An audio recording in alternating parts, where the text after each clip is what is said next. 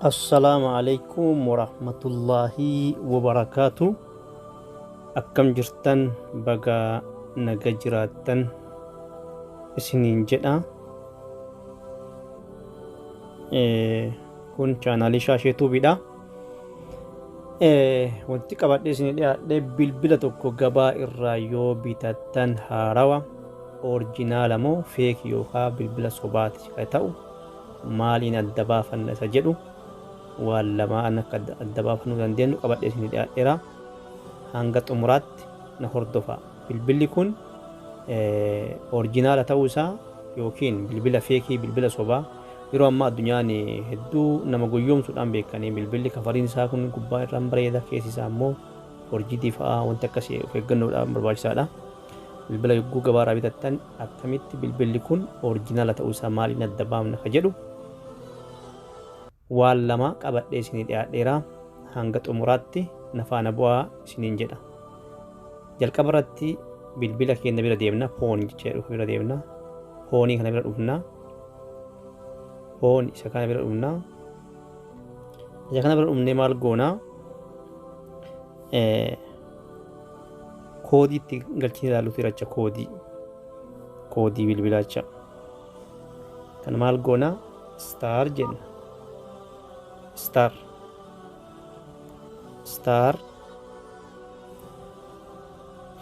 hashtag yookaan mallattoo urjii riqicha duwwaa 6 istaarii goona. Yoo san imeeliin kun nuu ba'a jecha. Imeeliin kun nuu ba'a. Imeeliin bilbila tokko tokko irratti 2tu ba'a. Ana bira 3tu ba'a. Imeelii bilbilaa fi simii jechaadha. Imeelii kanaa fi imeelii qafoo bilbilaa irra jiru wal simsiimtan yoo waliin fakkaanne forjiidha jechaadha. Qafoo bilbilaa osoo hin jedhu isinitti agarsiisaa na faana bu'aa. Qafoo bilbilaa osoo hin jedhu isa kana jechaadha. Qafoo bilbilaa kun fakkeenyaaf qafoo bilbilaa gaafa bittan kafarii isaa jecha kafarii inni keessatti asheegamee isinii gurguramu imeeliin duuba isaa kanarratti ni barraa jecha. Imeelii kanaa fi amma bilbila istaarii hashtagii duwwaa jagootanii fi kaartoona bilbilaa irraa keessaa baaftan kanarra duuba kanarra jiru yoo waliin simanne forjiidii jechaadha. Kun fakkeenyaaf imeelii kaartooniin kun akka bilbila kiyyaati. Imeeliin kunii fi kan amma istaarii godheetti galche kun yoo waliin simanne forjiidii jechaadha. Bifa kana adda baasuu dandeettanii jechuudha. Inni biroo ammoo ammas foonii keessatti deebina. Asumaan sirreeffataa deemna. Foonii isa kana ammas as dhufne maal goona? Istaarii goona. Ammas istaar goona. Istaar hashtag duwwaa istaar hashtag mallattoo kanneen tunuu ba'a. Fakkeenyaaf gubbaarra maal jedha? Reed jedha. Diimaa jecha. Giriin magariisa. Biluu cuquliisa.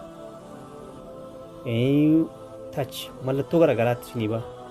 Mallattoon kunniin fakkeenya asii bilaakedha. Jecha fakkeenya asii bilaakedha. Bilaakii kana gattuttee mallattoon gurraachi yoo siin baane soba jecha. Asii fakkeenyaaf reed jedha. Bakka kana yoo gattuttee diimaan siin baane bilbilli kan kee orijinaalaa miti jecha. Yoo diimaan sii ba'e fakkeenya asitti reed jedha. Yoo gattutte diimaan sii ba'uu qaba. Yoo diimaan siin baane feek jecha bilbilli kan kee orijinaalaa miti. Mee diimaa kana gattutte diimaan nu ba'u nu hin bahu adda baafannaa. Laal diimaan nu ba'e jecha.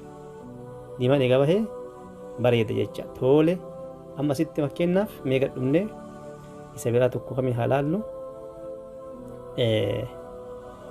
Kun spiikerii jedha fakkeenyaaf sagalee spiikerii kan ta'u spiikerii maaltu nu ba'ame sagalee nu ba'a. Yaa sagalee nu ba'e.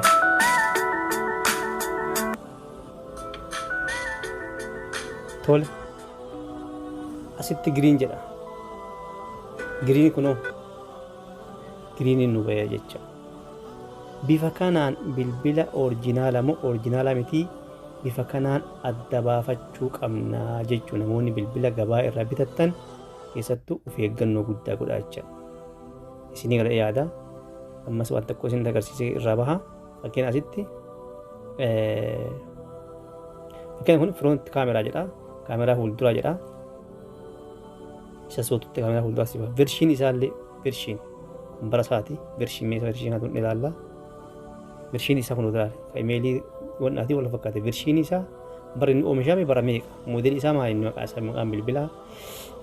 Asirratti galmaa'eera. Inni kun qafoo bilbila kaartoona irratti barraa'ee waliin simatini rakkootu jira jechuudha. Bifa kanaan adda baafachuu dandeenya. Bilbila oriijinaala moo oriijinaalaa miti kan jedhu jechuudha. Asitti fakkiin kun biluu jedha. Yoo isatti biluuf nu baha. Biluu jechuun cuquliisa jechuudha. Yes, cuquliisa nu baha jechuudha. Okay. Bifa kanaan sirreeffannuu isiniin jedha. Galatooma yeroo biraa waan biraa qabadhee isinii dhiyaadha. Namoonni chaanaalii kiyyaa haarawaa taatan chaanaaliin kiyya Shaashee Tuub jedha. Shaashee Tuub jala seentanii akka laayik sabiskiraayib nu gootan abdiidha isinirraa qabna. Namoonni chaanaalii kana laayik sheer nu godhaa jiraattan galatooma ulfaadha. Barnoota adda addaa jira argattu. Karaa kanaan hordofaatii waa hedduurraa argattu isiniin jedha. Galatooma ulfaadha fayyaa ta'aa isiniin jedha. Yeroo biraa waan biraa qabadhee isinii dhiyaadha.